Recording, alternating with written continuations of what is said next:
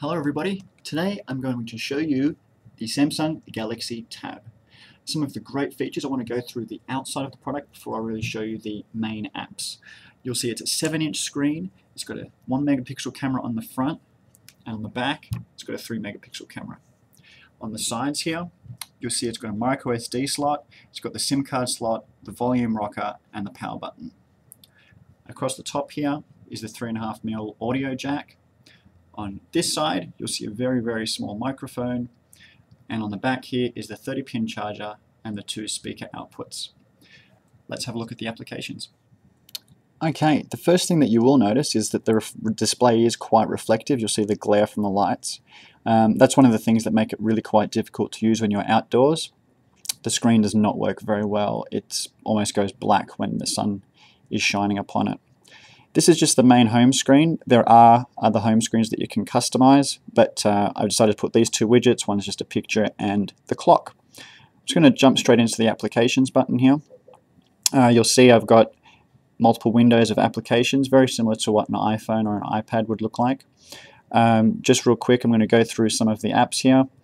First of all, I'm going to jump into the browser.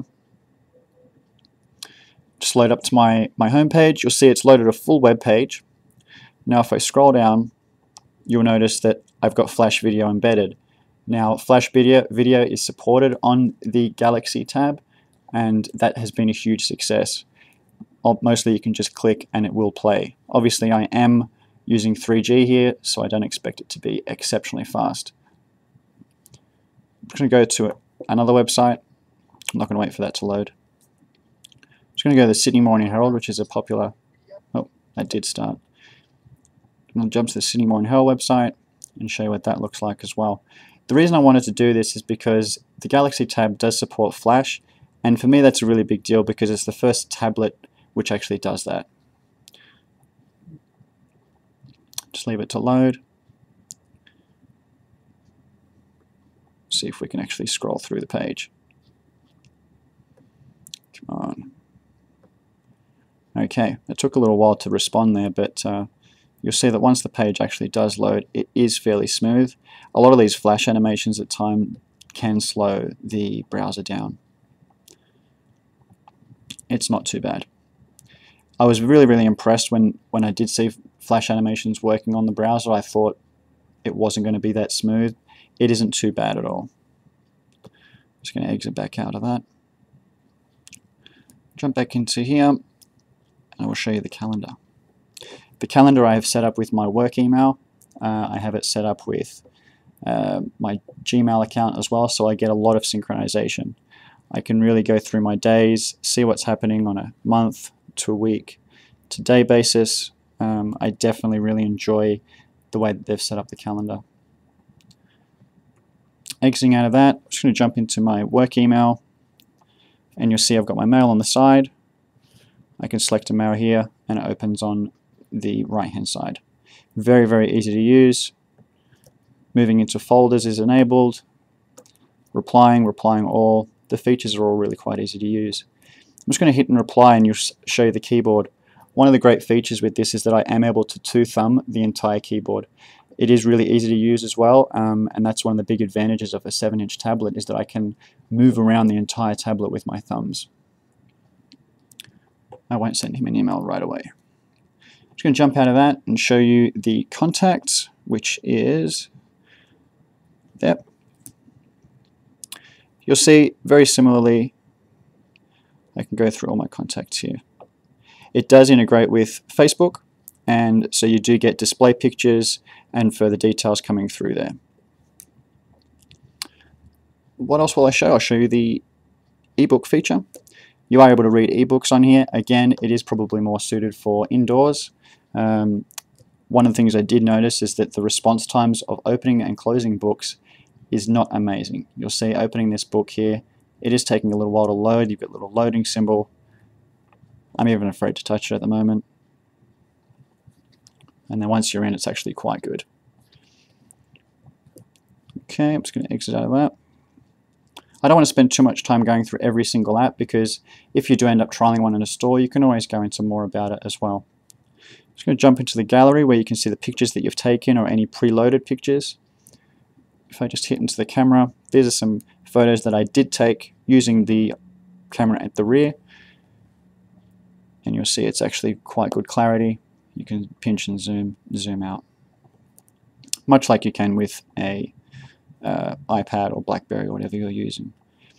Again, sharing features, it is really well integrated with your social, uploading to Facebook, Twitter, sending it to email, and so on. Very, very easy to use. Just jump out of that as well. I'm just going to go into the maps. The maps is obviously Google Maps, and you can see how quickly it does load. It's really, really quite impressive. And again, just zooming into where I am now. Really, really quite good. Okay, just going to exit out of that. I'm going to jump into the next page. I'm just going to jump into music and show you what that looks like. I only have put one album on there, but it is fairly quick and easy to use. One thing I will note is that the sound on this thing is amazing. It is really, really loud. I have used it at home just to listen to music. It's really quite amazing. Close out of that. Just go back. The Navigon navigation software won't work very well because I'm indoors. However, I did use this on a beach trip. If you haven't seen my beach video, you should check it out. It came in handy a lot. It would replace a GPS unit 100%. The phone feature, this is actually a phone as well as a tablet. Operates just like you would see on a normal phone. You can go through your contacts, select a person, and place the call. One of the other things as well is you'll notice the video call button. That video call button only works Galaxy Tab to Galaxy Tab, so that's one thing to keep in mind before you think you're going to go and make video calls. What else can I show you? There's a couple of others. The Task Manager. As you see, I've gone into a lot of apps. If you go into Task Manager, you'll see that some of them are still open. This will slow down the tablet, so what you do is you go into your Task Manager, hit End All, you close all your applications, and you're good to go. So I did notice that sometimes I was opening too many apps, not closing them all properly, going to other apps, and it was just slow. So that's where the Task Manager really comes to life. If you don't use it, you'll notice the tablet just slows down. I'm just going to go into the video section, if I can find it. Must be on the other page. There it is. And show you what that looks like. This tablet can play 1080p video. The video on here is high definition. Just want to show you what that looks like. Extremely crisp. There's no lag. It's very responsive. And again, the sound is incredible as well. Pause and exit that. I'm just going to go into Facebook and show you what that looks like. It's fully featured Facebook. There is there's nothing missing, basically, is what I'm trying to say. Obviously, the news feed. If I turn it sideways, you'll be able to see I can chat, get to places. It really is without limits. So they haven't chopped down Facebook at all. You'll notice that the switch between portrait and landscape can be a little bit laggy. And of course, I have put Tango on there. Tango is a piece of software which does allow you to do video calls, not just between Galaxy Tab devices. I was able to call iPhones, iPhone 4s. So that's something really important, is that if you do go for a Galaxy Tab and you want to do video calling, Tango is the application that you'll need. Skype is yet to support video calling. I did try using that, but that's when I learned it doesn't exist. So that's pretty much most of the tablet. There is obviously some games which I've downloaded which work really well. The processor on this does handle games quite well. Obviously, more apps I have running in the background, it can slow the device down. Just going through, making sure I haven't missed anything too much. This device really does have a lot of applications. When you go into the marketplace, there is around 75,000 apps. So there's a lot out there. There isn't a great deal of business apps. However, there is so much coming and so much being added every day.